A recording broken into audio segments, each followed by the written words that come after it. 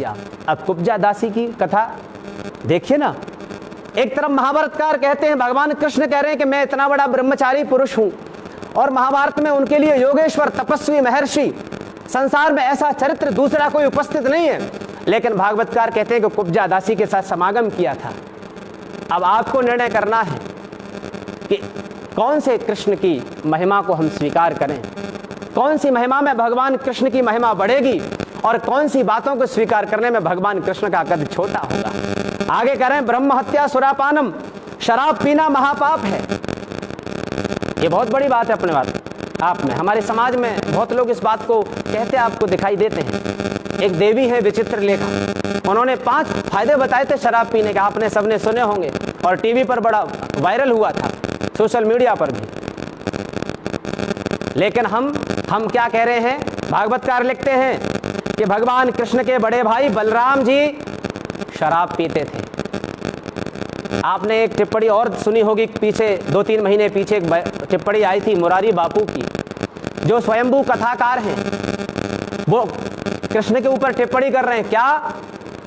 कृष्ण तो दुनिया का सबसे फेल व्यक्ति है, कृष्ण ना मथुरा में कुछ कर पाया, ना अयोध्या द्वारिका में कुछ कर पाया, वो सब जगह फेल होता रहा। और उसका भाई बलदाऊ तो 24 घंटे शराब पीता था। अभी 3 दिन पहले बलदाऊ का भी जन्म दिवस था।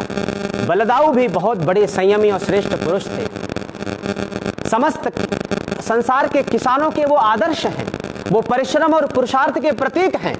लेकिन ये 2 टके के भागवतकार, जिनका अपने जीवन में कोई अस्तित्व नहीं, जो सारे जीवन पाखंड फैलाते रहे, जो सारे जीवन नकल कर करके महापुरुषों को बदनाम करते रहे, वो कह रहे हैं कि भगवान कृष्ण ने कुछ कर नहीं पाया और बलदाऊ शराब पीता था, और ये ऐसे कह रहे हैं कि 24-24 घंटे शराब पीता था। आप विचार करके देखिए कि ये बापू हैं या डाकू हैं। राजीव दीक्षित की भाषा में कहा जाए तो ये बापू आपू नहीं है, ये डाकू हैं, हिंदू समाज को लूटने का काम कर रहे हैं, और हिंदू समाज इनको अपना आदर्श मानता है। ये आज हिंदू समाज को सोचना चाहिए कि ये कौन लोग हैं जो हमको राम और कृष्ण से दूर ले जाकर कहीं अपनी पूजा तो करवाने के चक्कर में नहीं है। आज हमें देखना होगा कि हमारे घरों में राम और कृष्ण के चरित्र जीवित हैं कि नहीं है। आज हमने दूसरे चरित्रों को अपने यहां सम्मिलित कर लिया है। अरे संसार में यदि 2 ही चरित्र का हम पालन कर लें तो हमसे बड़ा महान दुनिया में कोई नहीं हो पाएगा। और इस भारत की संस्कृति को अगर पूरे विश्व में पताका फहराई तो इन 2 ही चरित्रों ने फहराई है। एक है मर्यादा पुरुषोत्तम श्री राम और दूसरे हैं योगेश्वर भगवान श्री कृष्ण। भगवान श्री कृष्ण ने गीता का ज्ञान दिया है। ये गीता का ज्ञान कोई सामान्य ज्ञान नहीं है। आप मानिए कि ऐसा गीता का ज्ञान जो एक धर्म ग्रंथ का रूप बन जाए, वो गीता का ज्ञान कितना महान है।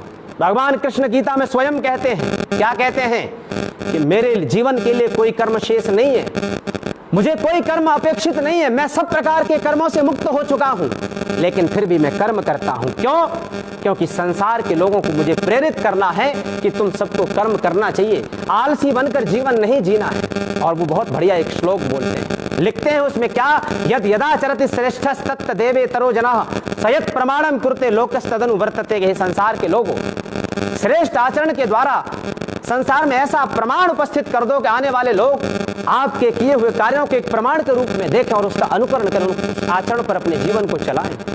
भगवान कृष्ण ये कहते हैं, हम आरोप लगाते हैं, और भगवान कृष्ण गीता में क्या कहते हैं। गीता पढ़ने के बाद भी हमारी आंखें नहीं खुलती कि कितना बड़ा योगी महर्षि, जो योग की अंतिम सीमा है, जो ज्ञान की अंतिम सीमा है, जो चरित्र की अंतिम सीमा है, सब सीमाओं को जो पार करके जो इतना महान हुआ है, जिसने इतना महान ज्ञान दिया हमारे पूरे मानव सभ्यता को, पूरे संसार को, और उसके लिए हम कुछ भी बोलने को तैयार हो जाते हैं।